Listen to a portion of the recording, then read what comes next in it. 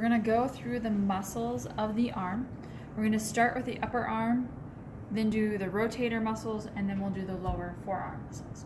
So this big guy right here, this is the deltoid. And we're going to go ahead and just remove him so we can see some other muscles and set him aside. We're going to start on the anterior side. So the anterior muscle of the upper arm is the biceps. The biceps has two heads. It has a short head, which is on the medial side, and a long head, which is on the lateral side. So always remember that long is on the lateral side. We're going to pop him off so we can see a couple other muscles. Deep to biceps brachii on the lower distal part of the humerus is this guy here. This is the brachialis muscle. He is going to help flex the forearm.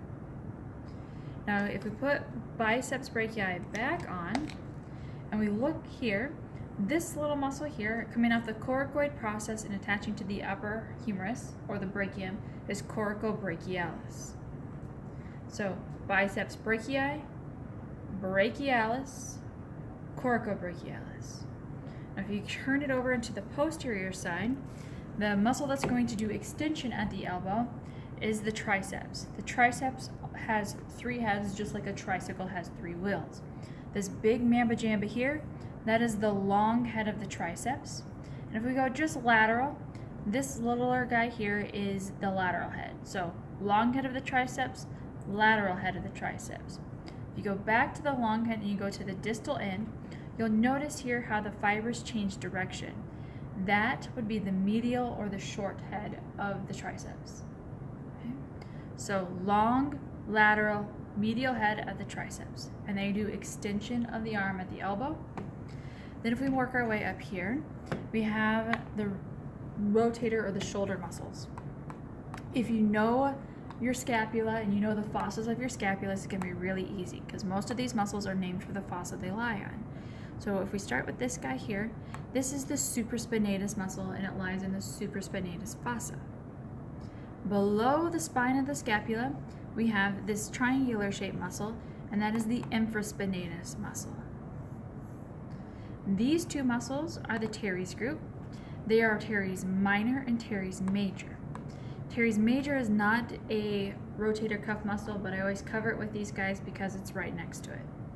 So if we flip it over to the anterior surface and the subscapular fossa, we have this big triangular shaped muscle here, which is the subscapularis. Right? So subscapularis, teres major, teres minor, infraspinatus, supraspinatus. Now that takes us down to our forearm. We're going to start on the anterior side, otherwise known as the front of the arm. Everything on the front of the arm is going to be a flexor of some sort. Most of these muscles are going to have flexor in their name. If you come down here to this white band of tissue, that's the flexor retinaculum, and it forms the inferior portion of the superior portion of the carpal tunnel. This is what they cut when you have carpal tunnel surgery. If you notice, there's only one tendon that lies on top of it. If you follow that tendon upwards, you land on palmaris longus. He is going to be our reference point for the anterior forearm. So palmaris longus. If we go just lateral, we have this muscle here. It's on the front, so it's a flexor. It goes to the carpal bones, and it sits on top of the radius because it's on the thumb side. So this is flexor carpi radialis. Just lateral to him on the proximal end is this little oblique muscle. This little oblique muscle is called the pronator teres muscle. If we go back to palmaris longus and we go medially, we have another flexor muscle that's also going to the carpals, but this time it's on top of the ulna bone. So this is flexor carpi ulnaris. If we go back to palmaris longus and move back down to the tendon, you'll notice there's this flat sheet-like muscle on either side of the tendon with the same numbers because it's the same muscle, and that is flexor digitorum superficialis. Right? So we have palmaris longus, flexor carpi radialis, pronator teres, flexor carpi ulnaris, and flexor digitorum superficialis. We're going to flip it over to the posterior aspect. On the posterior side, we have extensors. So if the front does flexion, the posterior side does extension. Down here we also have a retinaculum, but this time it's this extensor retinaculum. And the tendon on this one sits deep to it. So if you notice there's a tendon that comes from all the fingers and comes up here, that takes you to extensor digitorum. So you find the main tendon and go to that muscle that's extensor digitorum. This time instead of going lateral first, we're going to go medial. So we're going to go medial to this guy here, and this is extensor carpi ulnaris. Right? So extensor digitorum, extensor carpi ulnaris.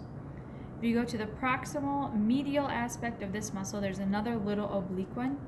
This is anconius. So we're going to go back to our starting point, which is extensor digitorum, and this time we're going to go laterally. And instead of having one extensor carpi radialis muscle, we're going to have two plus a bonus. So they're named for how long they are.